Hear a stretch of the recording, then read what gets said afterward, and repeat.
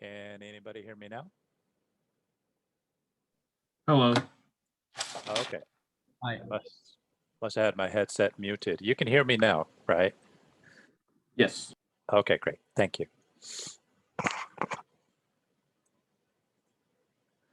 All righty, everybody. We are continuing on our stress transformation lecture from last time. We had left off at the beginning of example number 1. Before we get started for tonight, though, does anybody have any questions for me?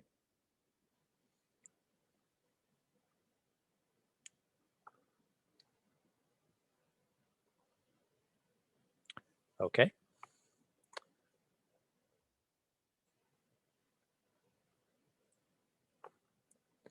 Okay, so our first example of a stress, I gotta be careful about that. That's 2 lectures away, is strain transformation. It's stress transformation that we're talking about tonight. And our first example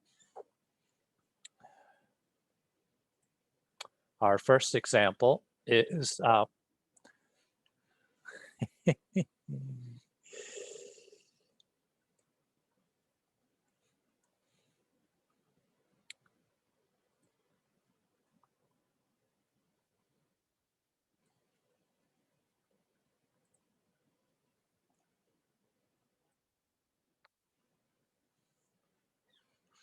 our first example is to find the normal and shear stress on a transformed section that is rotated 30 degrees in the positive direction. And positive direction is going to be counterclockwise. That's the way we're going to define this. So here we have an element. We have our stresses are defined. The sigma x is going to be a positive 40 megapascals. Sigma y is going to be a negative 80 megapascals because it is compressing into the element. And the shear stress tau xy is a positive 30 megapascals. So if that is the condition that we are experiencing on the XY coordinate system, then what stresses will we see on a rotated X prime, Y prime coordinate system, rotated 30 degrees in a positive direction? So that's what we're going to find out. As I just said, it's always good to kind of draw these out and label these, but your sigma X is a positive 40 because it is in tension.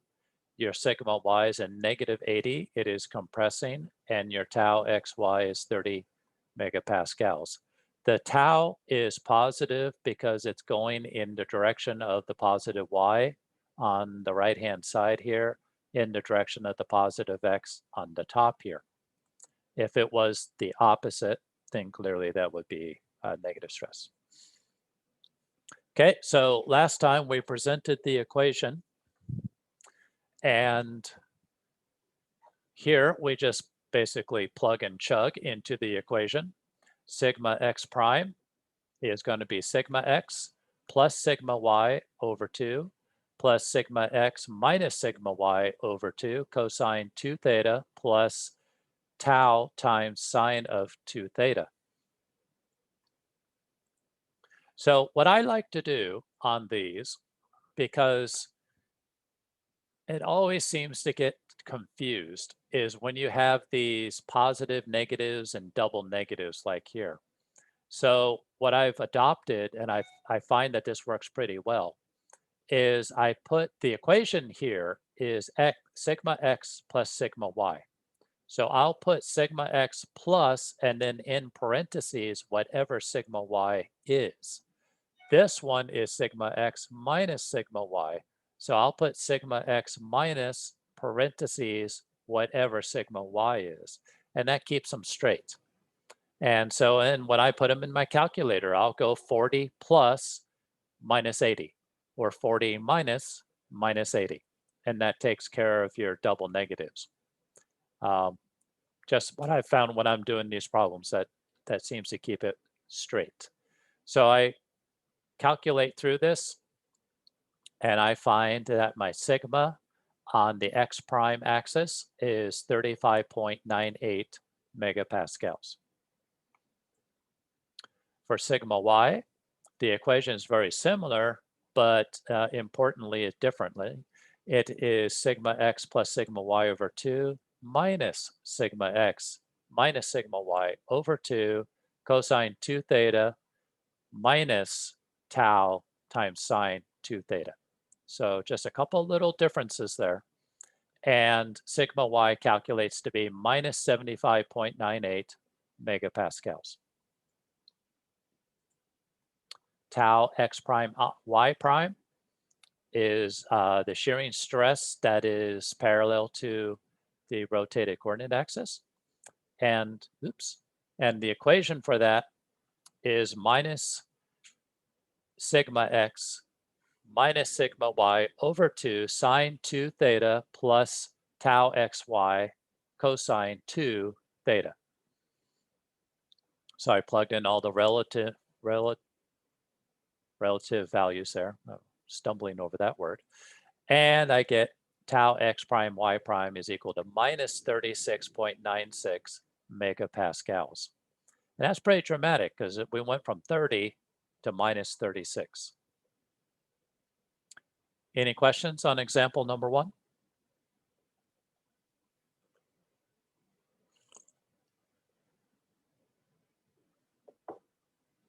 Okay. We have example number 2. Find the stress on the face of the section positioned at 40 degrees. So here we have this segment or element, and we have 5 ksi in tension along the x, 3 ksi in tension along the y, and 8 ksi in positive tau, positive shear. So this is a little different.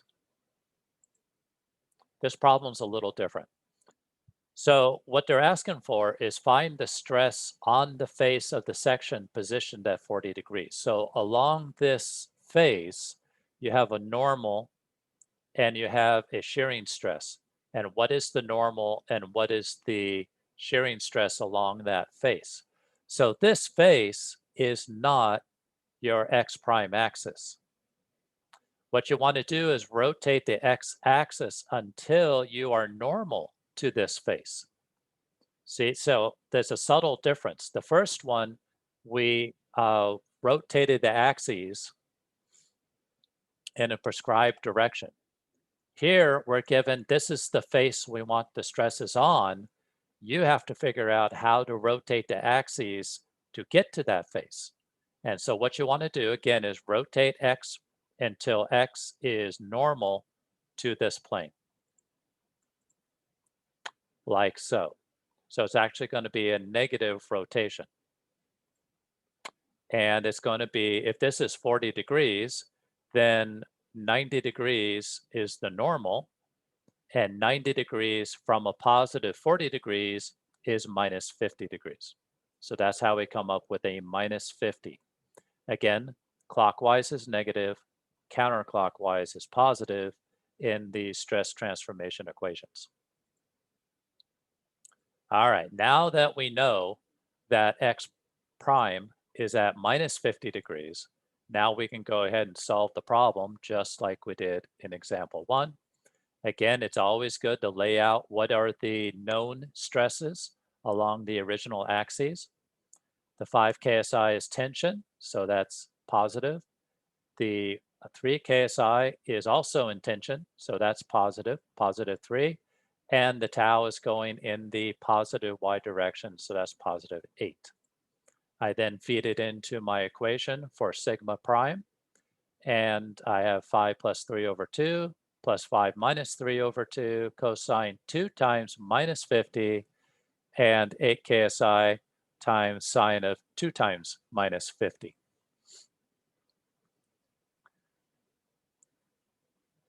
I simplified it a little bit. Don't you have to multiply by cosine and sine? No. Where's that? If you don't mind, could you clarify the question? Where'd that come from? I mean, like when you rotate the body, you don't have to multiply the stress by the sine and the cosine. Well, that's already been accomplished by the last lecture that we did, remember we did that area and we had all those different vectors and we added them all up and we got to our equations and the sine and the cosines. Remember we had sine times sine, sine times cosine, cosine times sine, cosine times cosine. They all washed out to just cosine 2 theta and sine 2 theta. This is where they simplified to. Okay, thank you. Okay.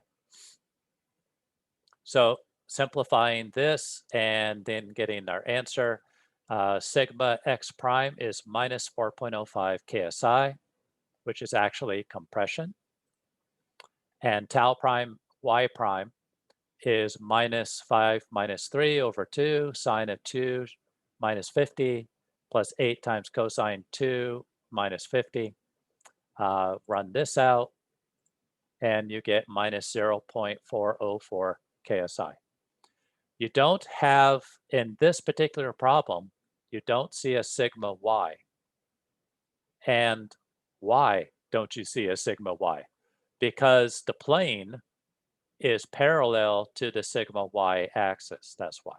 So we just had a normal force and we had a shear force. I got the 50 degrees because the problem was stated at 40 degrees and a vector that is normal to a positive 40 degrees is 40 minus 90 is minus 50 degrees.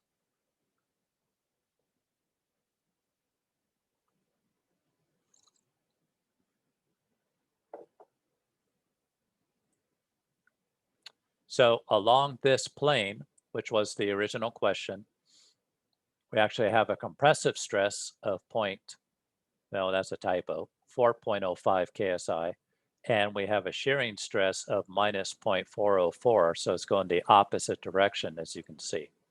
And there is no sigma y along this plane. Okay, if we reevaluate at minus 30 degrees, okay, so instead of minus 50 degrees, let's take a look at it at minus 30 degrees. And this does get a little redundant. This is the same equation every time.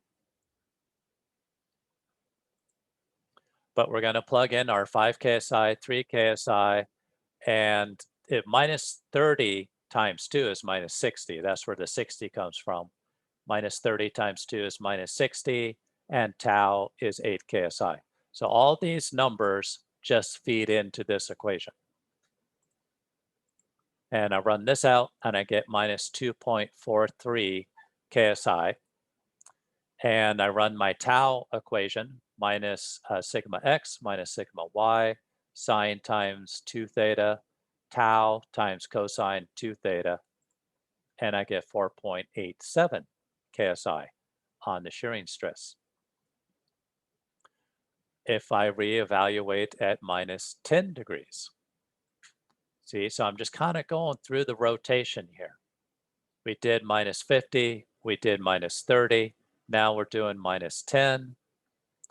Plug in all your values, you get 2.2 KSI for sigma x, and you get 7.86 KSI for your tau x prime, y prime. We're getting to a point,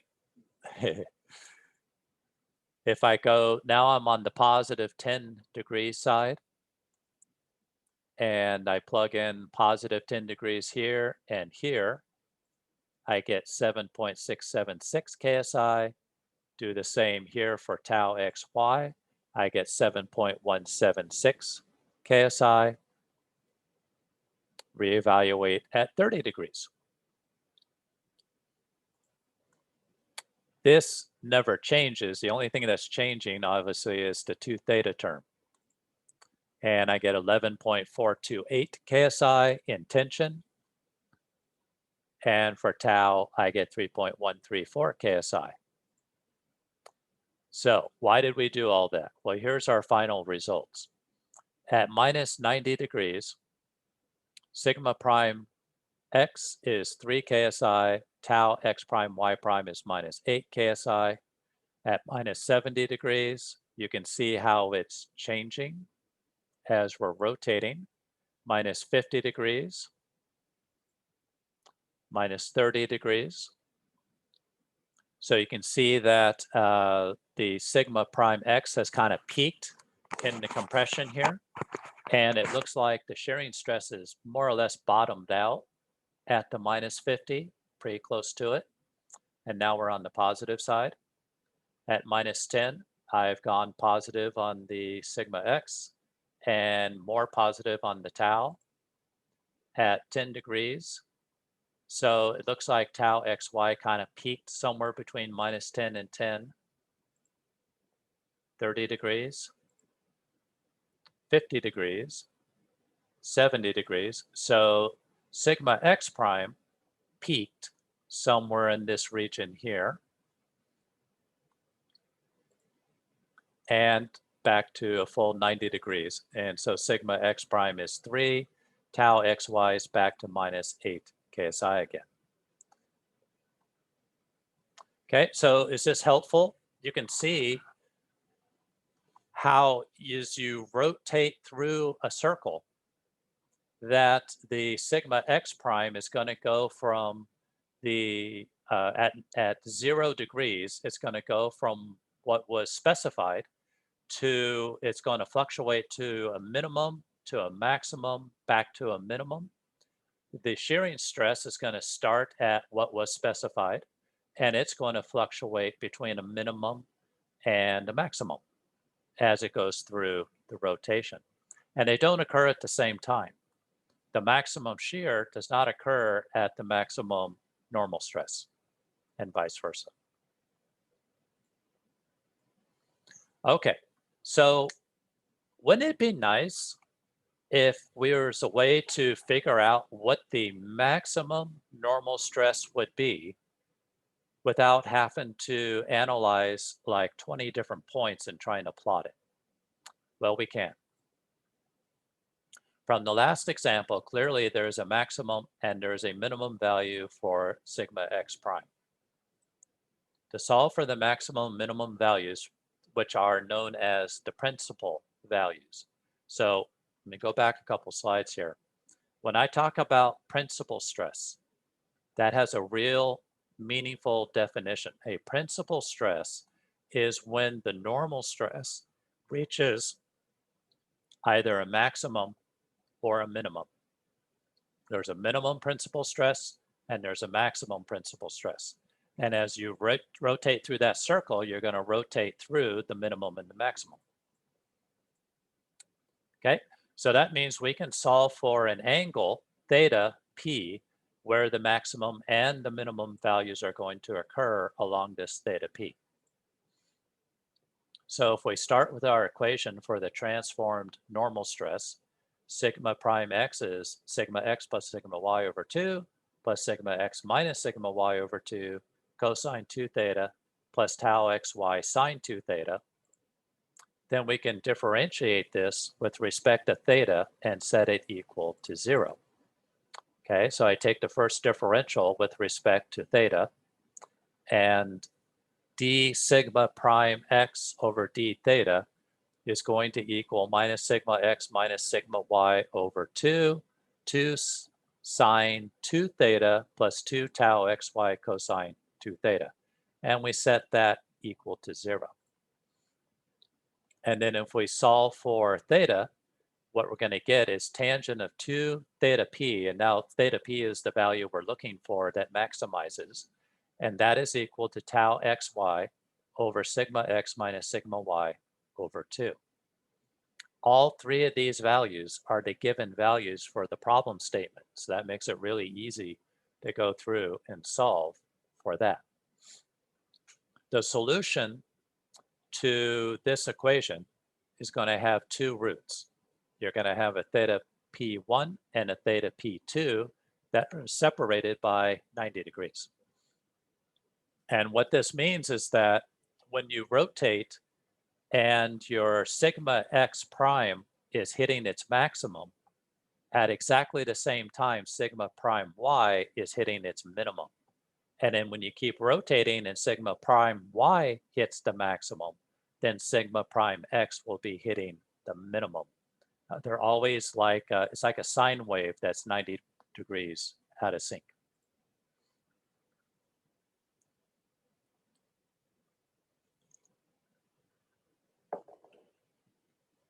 If we substitute this value back into our equation for transformed normal stress, we can get our equations for the principal stresses sigma 1, sigma 2, which looks like this.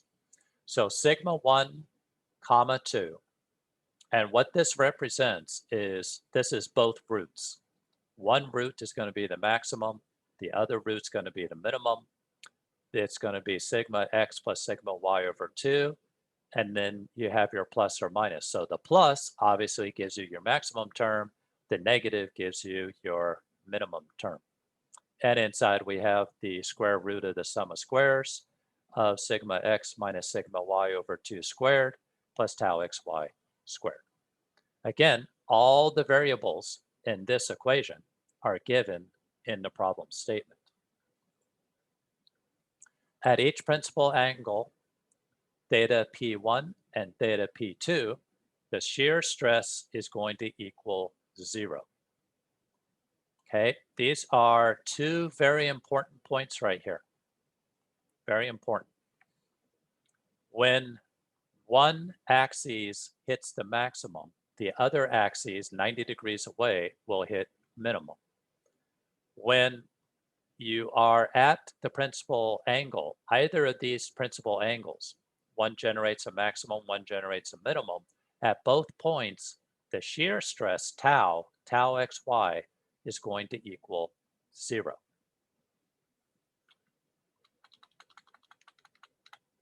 If I go back here, theta 1 is somewhere around here. You can see this is kind of the highest value you get going from minus 90 to 90. And that produces somewhere between these two is a 0 value for shear. So that means the maximum normal stress is between these two values and the shear stress is equal to 0 somewhere between these two values. If we go to the other end, our minimum normal stress is right here, minus 4 point something. And you can see that's really close to 0 shear stress. So that means the real answer for the minimum principal stress is pretty close to this minus 4.05. Oh, sorry, one last thing. The maximum was somewhere around in here, say like 40, 45 degrees. The minimum is somewhere in here, say like a positive 45 degrees, and they will be separated by 90 degrees. So this minimum, the real answer, this maximum, that real answer are separated by 90 degrees.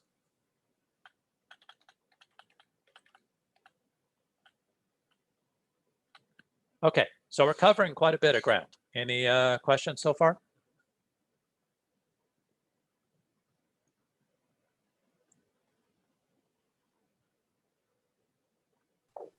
Can you go back to the table? Uh-huh. So I understand that at 50, there's no sigma y prime, but isn't it the rest will have sigma y prime? Oh, okay. That's a good question. These are not based on the problem that had the slice and find the stresses on the face of the slice. We're not rotating that slice anymore. We're just rotating the coordinate axes. So every one of these has a sigma y prime as well. I just didn't list them on this table. Oh, okay. So the other questions that has like the 40 degrees is different questions for this one, right? Yes, and in fact, if I go back, I mean, that's a great question. So see here, what I'm doing is each one of these that I solve for, 30 degrees, 10 degrees, minus 10 degrees, all of those that I just flew through are the basic problem where you just rotate your axes and find the normal along the X, find the normal along the Y, and find the rotated shearing stress. Oh, okay. I That just makes didn't, sense. yeah, okay, but I just didn't show the theta Ys because, or the sigma Ys, because the sigma Ys are tied to the sigma X's. So it really is just instructive to not over confuse it. I was just showing the sigma X's and the taus. Well, if I go all the way back to the beginning of that example problem. Okay, here, this is not saying that there is no sigma Y. This is just saying that there's no sigma Y along this cut plane. But if I rotated this whole element so that you have a face this way, then it would have a sigma prime that is normal to that face. It's just this type of problem, they're not asking for what is the stress normal to the cut plane. They're just asking for what are the stresses on the cut plane. Right. Okay. That Okay. makes sense. Okay, great. So the sigma 1 and sigma 2 that we have from that equation, is Yes. that going to be the sigma x or max sigma x or max sigma y value? X, that'll be the X. max sigma X value, yes. Actually, it's both. It's actually both. Because what you're gonna get out of that is two thetas. There's a theta P1 and a theta P2. And if I remember right, I'll prove this out in a few slides, but if I remember right, if you analyze at theta P1, you get two values, a maximum and a minimum. And the maximum will be on the sigma X prime and the minimum will be on the sigma Y prime. Pretty sure, but let's go through this because I don't want to, if I'm saying something wrong, I don't want to make this more confusing. So hold that question for just a moment. But what we're trying to show here is just very simply, and that's why I didn't want to show the sigma Y prime just yet. But on sigma X, you can see how it's fluctuating between the given, a minimum, a maximum, back to the given. And it just oscillates through the circle. Okay, so we went down here, we found our equation, and this is our equation, sigma 1 and 2 equal to this. So now what we're going to do is solve for our principal angles, theta P1, theta P2. So we're going to go in here and we're going to solve for, this is the equation. So 8 KSI over 5 minus 3 divided by 2 is 8. So that's 2 theta. So you have to take the inverse tangent of this divided by 2. And that gives you 41.44 degrees. I'm sorry, inverse tangent of 8 and then divide the answer by 2. That's how it works. Okay, so theta P1 is 41.44 degrees. Theta P2 is going to be 90 degrees away. So you go 41.44 minus 90 gives you minus 48.56. So both of these angles are going to give you a maximum and minimum normal stress. The maximum is this equation here. You plug in your sigma x, sigma y, sigma x, sigma y, tau. You get 12.062 KSI. And your minimum is exactly the same, only you have a negative here. So you have minus 4.062 KSI, maximum and minimum. And at both of these locations, by definition, tau x prime y prime will equal 0 at exactly these two angles. Okay, so back to our table. These are our empirically found values. And we knew that the minimum was somewhere between these two. We knew the maximum was somewhere between these two. So I pushed them apart, made a little space, and I can plug in My minus 48.56 is here. And there's my minimum value and my 0 degrees for tau. And then I can plug in my 4144, which gives me my maximum value and my 0 value for tau. And these two are exactly 90 degrees apart. Does that make sense? Professor, Mhm. what does the tangent to theta p, like the first equation, what is that? What are we using that for? To solve for this angle, theta p. So theta p is 8. No, tangent to theta p is 8. Okay. So what you do is, this is what it looks like on paper. Then what you do is you take 8, inverse tangent of 8, and then divide by 2. Oh, and that's how you got the 41.44. Yeah, Okay. I'll do it right now. Just make sure that I remember how to do this. Yeah, inverse tangent of 8 is 82.87 divided by 2 gives you 41.44 degrees. And then the other one is 90 degrees apart.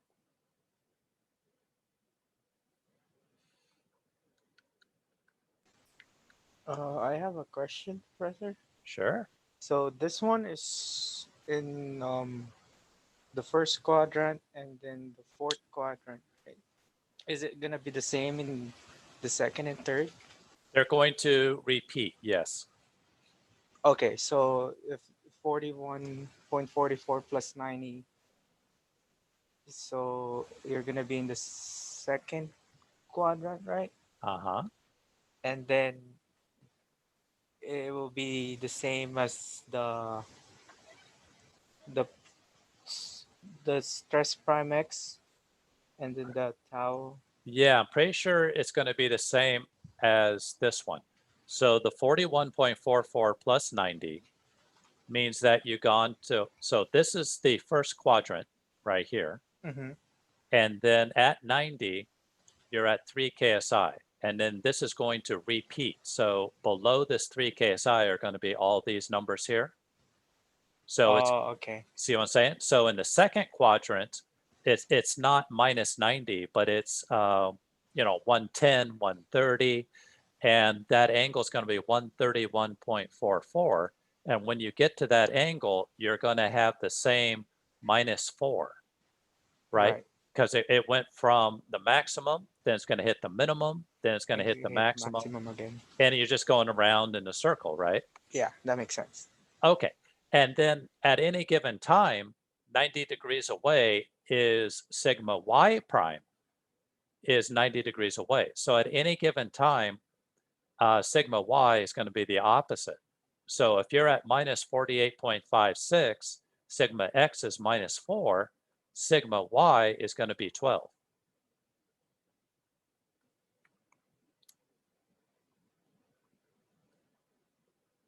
Okay. Yeah. Because the axes are 90 degrees apart. So whenever sigma x prime is hitting its minimum, sigma y prime is hitting its maximum, and vice versa. Right. Makes sense. Okay, great. And then, of course, please don't forget that when that happens, when you hit the minimum, you hit the maximum, then your shearing stress hits 0 each time. Excuse me, Professor. Yes? I see the same equation in the book, but like it's negative sigma x minus sigma y over 2 over tau xy. Now, same as this one, but you have to flip it. I don't know. This one? Yeah, but it's, they flip it in the book. Oh, I'll have to look at that. It's page 455.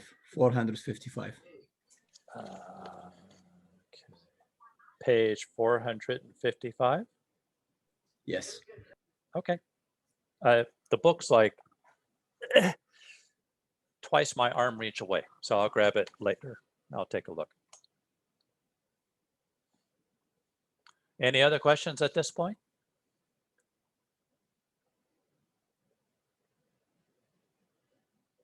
Well, I mean, I can hang on a second. Be right back.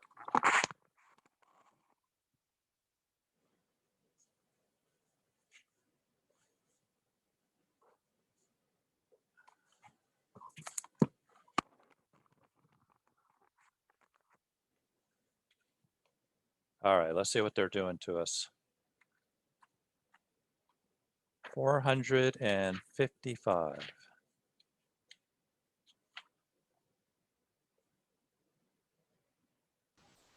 It says here, Oh, this is delta P and the other one is delta S. theta. Oh, theta S, yeah. Yeah, so Mustafa, you're looking at equation 9-6, and we haven't got there yet, but that's how you solve for the angle at maximum shear stress. We're looking at equation 9-4. We'll get there in like half a moment, but 9-4 is the principal stress. Okay, I got it. Thank you. Okay. Anybody else? Any other questions? Okay. So here we are. Like I said, half a moment away. Maximum shearing stress, average normal stress.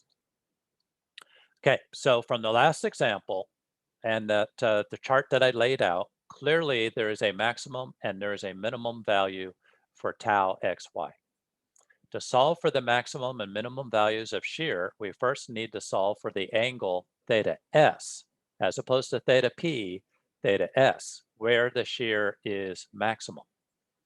We start with our equation for the transformed shear stress, tau x prime y prime equals negative sigma x minus sigma y over 2 sine 2 theta plus tau xy cosine 2 theta. Differentiate this with respect to theta set to equal to 0. And we have this equation here. So I think this is the one, this is 9-6, where tangent of 2 theta s is the negative of sigma x minus sigma y over 2 over tau xy. And again, this solution has two roots, theta s1, theta s2, that will be separated by 90 degrees. If we substitute back into our equation for transformed shear stress, we get our equations for tau xy. Tau maximum is the square root of the sum of the squares of sigma x minus sigma y over 2 squared plus tau xy squared. At each angle of maximum shear stress, theta s1, theta s2, at exactly when you peak at the maximum shear stress, your normal stress is going to be equal to the average of sigma x and sigma y. Not equal to 0, but equal to the average. And theta or sigma average is equal to sigma x plus sigma y over 2. Okay, so let's find our maximum shearing. We take our equation, we plug in our 5 KSI for sigma x minus 3 KSI sigma y, 8 KSI for tau. Again, all of these values are given in the problem statement. And we get theta S1 is minus 3.56. We add 90 degrees to that, and we get theta 2 is equal to 86.44. And if I solve for it, I get my maximum shearing stress is 8.062 KSI, and my sigma average is 4 KSI. Okay, so here's our tabulation again.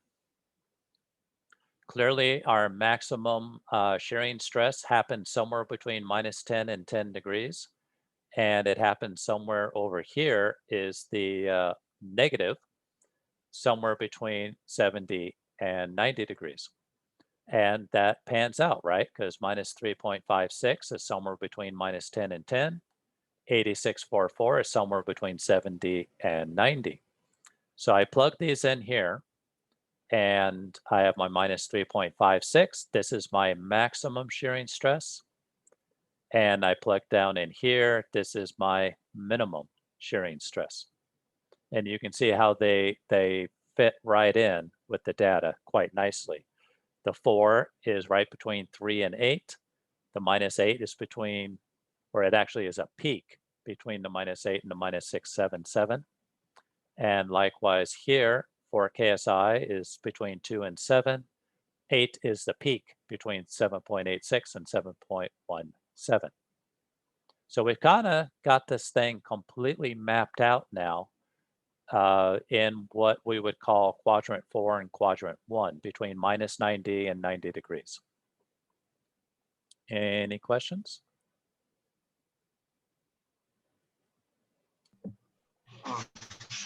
If you were to take S1, like theta S1 and minus it from 90, does it just oscillate and like, or is that like completely wrong? Like, why did you minus it in the last example and add 90 in this one? Well, that's a great question. I added it in this one to keep it in quadrant 1 and 4. I thought it would be easier to see it, and I only mapped out everything between 90 and minus 90. So if I had gone minus 3, minus 90, it would have been above the data that I accumulated already. But there's no reason why you couldn't just go from 0 to 180 back to 0 again. It just goes all the way around the circle. And yes, it just keeps repeating the same pattern. Which, keep in mind, going around the circle is a theme that we're going to continue into our next lecture. So, any other questions on this lecture? So you pretty much would recommend to start from negative 90 to 90, or from like 0 to 90 to stay, or is it just like different for each problem? I have not seen a problem, honestly, that actually makes you do what I just did. Generally speaking, the problem sets are going to look like the examples that I did at the very beginning, example 1 and example 2. Rotate the axes, tell me what the transform stresses are, or cut a plane and tell me what the stresses are on that plane.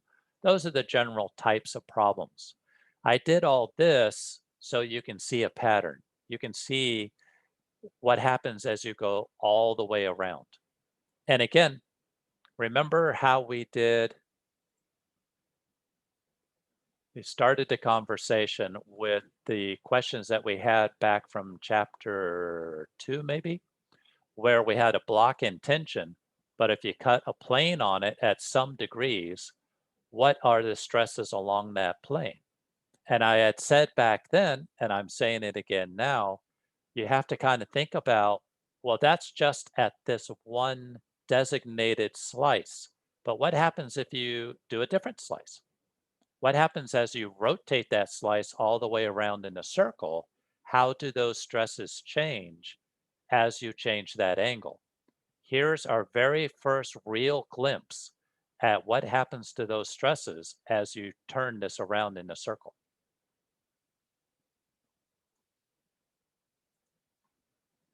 That makes Thank you, sense? Professor. Yeah, that makes sense. Okay.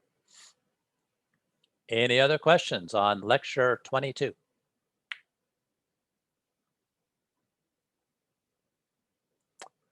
Okay. What we're going to do now is start lecture 23. So let me figure out how to get out of that. And then I'm going to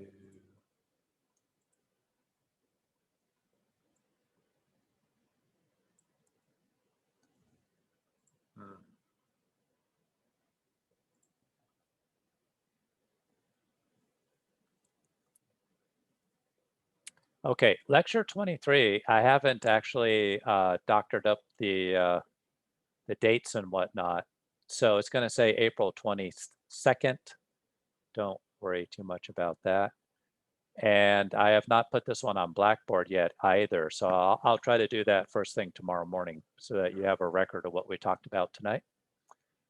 but this is actually the lecture scheduled for tonight. So, which is fine. We still have some little bit of fluff time in what we're talking about. But this is the second half of the presentation on stress transformation. Again, just ignore that this is not April. Okay, so we're going to take a little detour here for a second, and we're going to talk about what happens to materials under normal stresses and under shearing stresses. What does that do to a material? No, we're still in chapter 9. Yep, we're still in chapter 9. Okay, so if you have a ductile material and you put that ductile material into a shear stress situation, like this bar here that has opposing torques on it, the stress is almost pure shear. There's no normal stress here. And a torsion failure is going to cause a ductile material to fail in a smooth plane, because the ductile material is weaker in shearing stress than it is in normal stress. Okay, so the idea, a ductile material fails in shear on a smooth surface. If I have a ductile material that is in tension, and so it's primarily a normal stress that's applied to it, it's actually going to fail due to shear stress. Even though the prominent stressor is normal, as you can see in the diagram, but when it actually gets right down to it and is about to fail in shear, or fail, it fails in shear. The tensile loading causes the section to neck down, and then it fails with a characteristic cupping due to shear stress. It was kind of hard to draw that in here, but ductile materials are so good in normal tensile stresses that they actually fail in shear. Okay, as opposed to a brittle material, and that's what this little icon over here is demonstrating. A ductile material will have like a yield plateau, like we talked about, and then it will build up some more in the strain hardening range. And the strain is quite pronounced as it goes through stress. A brittle material may have the same strength to it, but the elongation is much, much reduced. So it doesn't stretch very much. It may carry the same stress momentarily. It may carry the same strength to it, but it won't elongate. It won't stretch out. It just gets to a point and it snaps. It basically just fails like a brittle material would. So a brittle material that is in torsion doesn't fail in shear stress. You know, opposite of the ductile material, the brittle material, you put it into a torque like this, and it actually fails along an inclined plane that is normal stress. Brittle materials can't handle tensile stresses very well, so that's the plane that it fails on. If you want to see a real life example of this, take a piece of chalk, hold it in your hands, and twist it. When that chalk fails, it's going to look something like this. Torsional failure due to a normal stress causes the characteristic 45-degree failure surface. Why is it 45 degrees? Because that is where the shear stresses are maximized under a normal stress without any other applied shear stress or sigma y type stress. So in this situation here, on the unrotated plane, you have a sigma x that is, I'm sorry, this thing's in torque. It's a complete opposite. Along the sigma x, sigma y plane, you only have shear stress. So this thing's going to rotate over until it finds the maximum sigma x stress, which is the maximum principal tensile stress. Okay. I said that backwards at first. Any questions on that?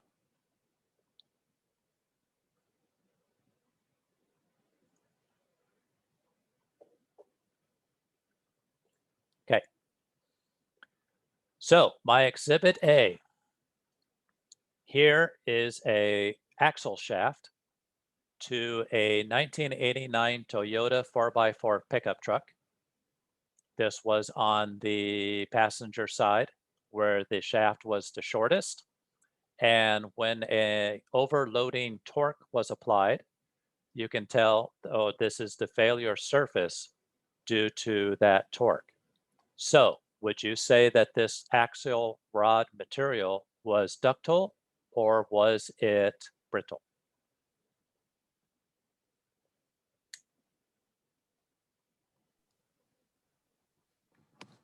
Brittle. It was indeed. It was indeed a brittle material. This surface here looks a lot like this surface here. And it was under a torsional load that, that I snapped that axle rod. This is the second passenger side front axle rod to the same said 89 Toyota pickup truck. And it's not a clean 45 degree, but you can tell that it still has the 45 degree failure planes on it. So this axle rod was just as brittle as the first axle rod. Okay, so a brittle material under a normal stress, right? There's 4 conditions here. This is the 4th one.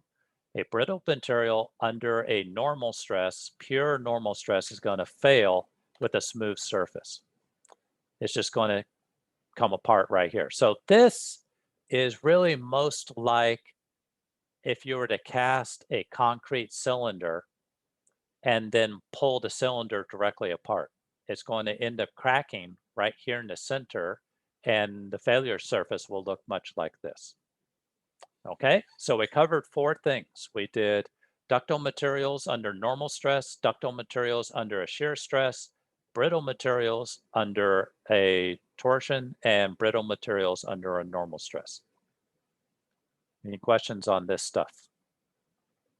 So do we get the same failure if we try the compression instead of the tension? For which material? For this one, yeah, for this cylinder. Actually, no. And that's a good question. But what's going to happen is if you put a brittle material in compression, it's going to fail. Typically, it fails along a shear plane. Typically, it cleaves like a 45 degree, and then it separates. But that's because of concrete. Concrete is generally the strongest in normal compression. It's absolutely the weakest in a normal tension, and it's fairly strong in shear. So of those 3, when you pull it apart, the weakest looks just like this. When you torque it, the shearing stress is stronger than the tensile normal stress, so it fails at a 45 due to tensile normal stress, a principal stress. And if you try to compress it, it actually just shears along a plane. But I didn't show that here because I felt that was a bit more confusing. Okay, any other questions?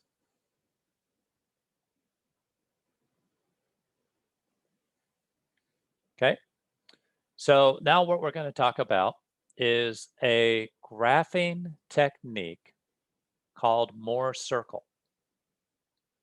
You saw from the last lecture that as we went around the circle, you saw how the stresses, all 3 of them, sigma x, sigma y, or tau xy, fluctuate between a minimum and a maximum. So Mr. Mohr came up with a way to graphically represent that with a circle. And that's what we're going to do today. So a graphical representation of a plane stress through transformation angles.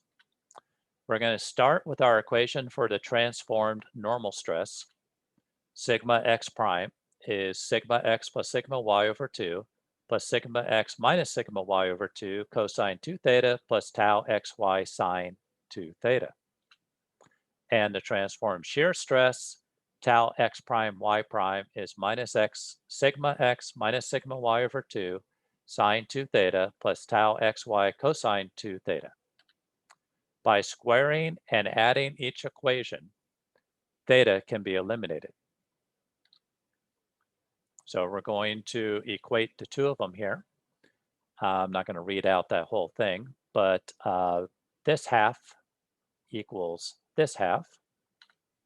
Since sigma x, sigma y, and tau xy are all known constants of the problem, we can rewrite this as sigma x prime minus sigma average squared plus tau x prime y prime squared is equal to r squared, where sigma average is sigma x plus sigma y over 2, and r is the square root of sigma x minus sigma y over 2 squared plus tau xy squared. Remember, the principal stresses had a term plus or minus this term. This term ends up being the radius of the circle. So sigma average becomes the center of our circle, and r becomes the radius of the circle that graphically represents the transformed stress state. So how to plot Moore's circle? We're going to construct the positive coordinate system. And this might throw you for a loop a little bit, but this is the only way that it actually works the way that it's supposed to work. So we have positive sigma to the right. This is tension to the right. Compression is to the left. But our positive shearing stress in this sign convention is down. And it's just how it is. That's just the way it works, so that it works. Positive normal stress is to the right. Positive shearing stress is down in this diagram. And on this diagram, any angle that you draw on the diagram represents 2 times theta that is in the real problem. Again, that's just a construct that makes this thing work out. So sigma x, sigma y, and tau xy are all known constants of the problem. So we're going to start by plotting the center of our circle C on the sigma axis at sigma average is sigma x plus sigma y over 2. So we start at 0, and sigma average could be on the negative, it could be on the positive, but we're going to start by plotting the center of our circle along the sigma axis, so it has 0 shearing stress, and it's going to be at a distance of sigma average from your coordinate axes. Then we're going to plot a reference point A. This is just going to be a construct that gives us our circle. And reference point A is located at sigma x, which is sigma x over and tau xy down, assuming these are positive. So you go tau xy, if it's positive, you go down. If it's negative, you actually go up. And you go sigma x over, again, whichever direction is positive or negative. That gives you point A, and point A gives you your radius for your circle. So if I draw a line between the center of my circle at C and the radius of my circle at A, then that line is known as a reference line. And that line is actually located at a theta equal to 0 degrees. So let me illustrate that for a second. Okay, remember the original problem? And this is sigma x and this is sigma y, and we rotate from sigma x to sigma y. Well, this line right here represents the angle of 0 degrees. So this line and this point are located on the original x-axis.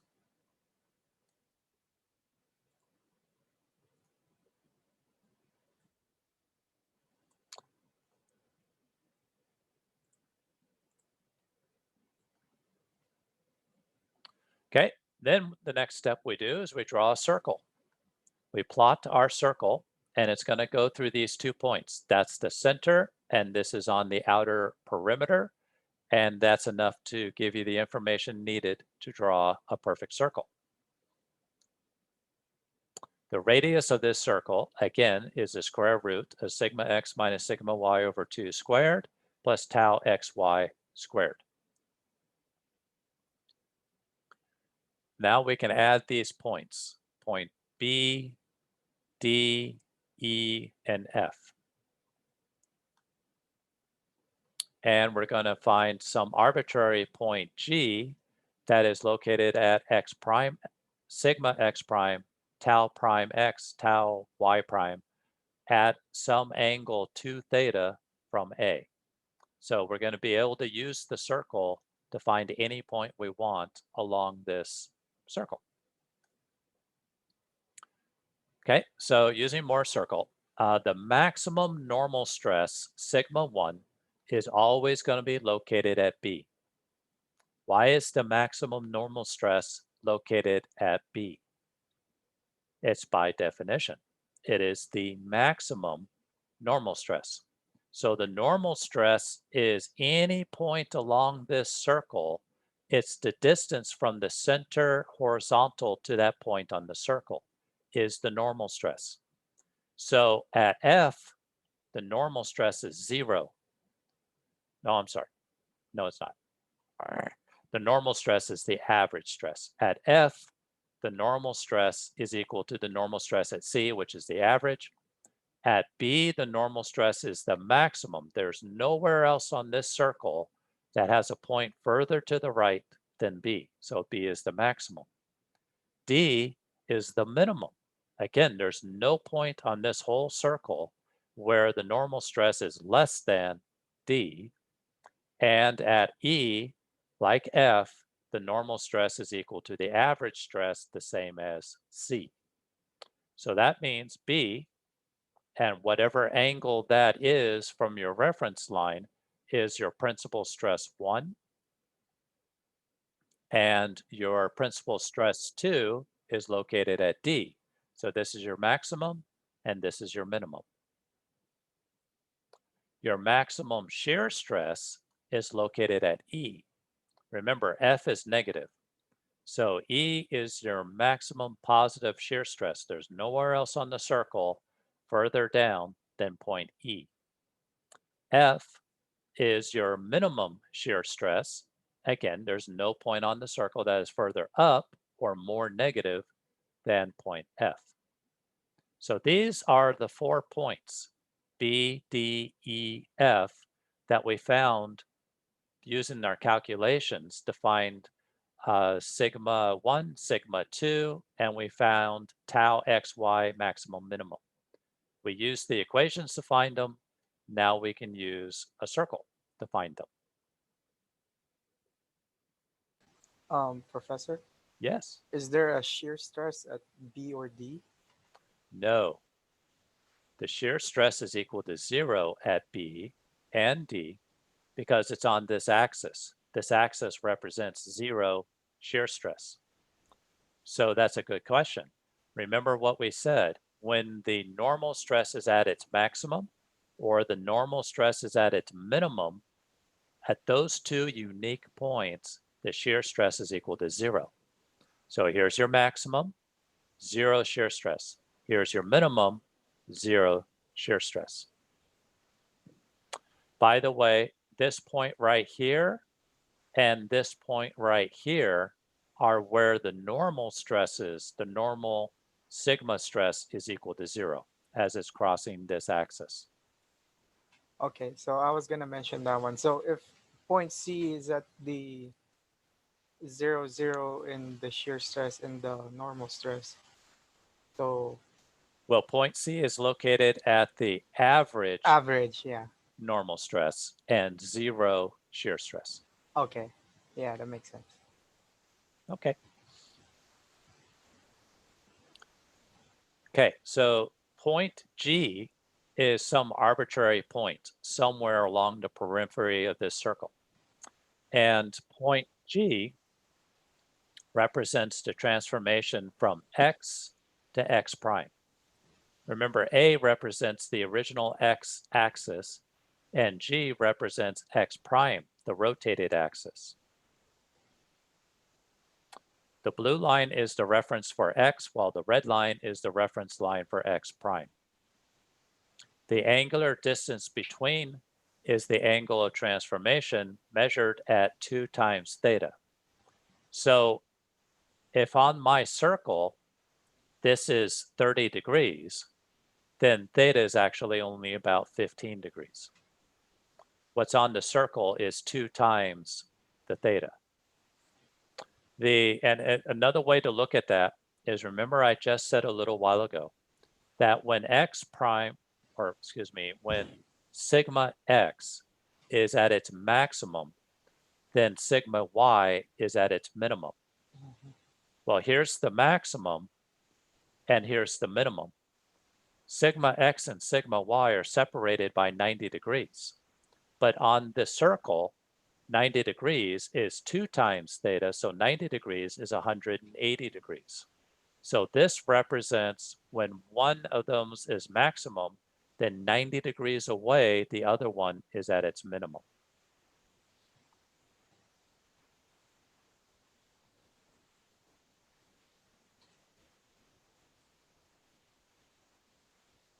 Okay. If a point A represents the original stress, sigma x, tau xy, then point G rotated by 2 theta represents the transformed stress, sigma x prime, tau prime, y prime.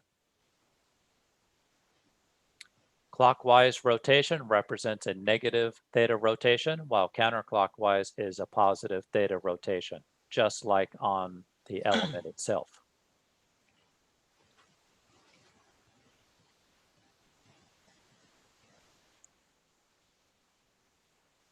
Okay, if point A represented sigma x, remember point C represented the average, point A represents sigma x, so the distance from the axis to the point is sigma x, not sigma x prime, but the original sigma x. Well, then 90 degrees away, which is 180 degrees on the circle, 90 degrees away is sigma y. So this point H here is the 90 degree opposite. So this is the original problem statement, sigma y. So in case you're wondering, we're only talking about sigma x and tau. Well, sigma y is on here as well, just sigma y is always 90 degrees away from sigma a or sigma x.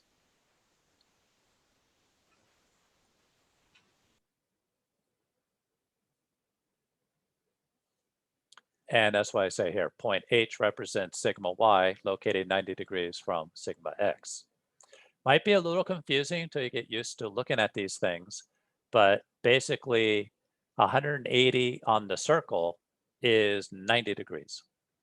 And if you have some other angle on this circle, just remember the real theta is half of what you see on the circle.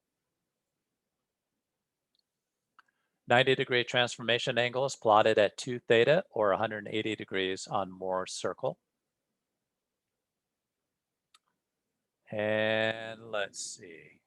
I think we're going to call it here so that we don't get halfway through an example. Everybody okay with that? Yes. Okay. Anybody not okay with that? Somebody really, really excited to get through this example tonight? Move it. No. No.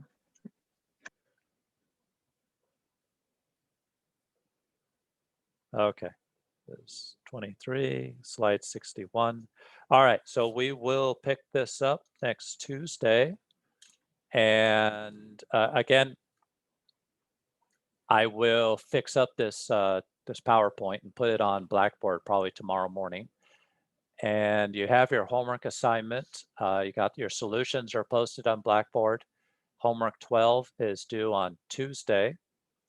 I don't think I'm forgetting anything else. Any final questions from anybody?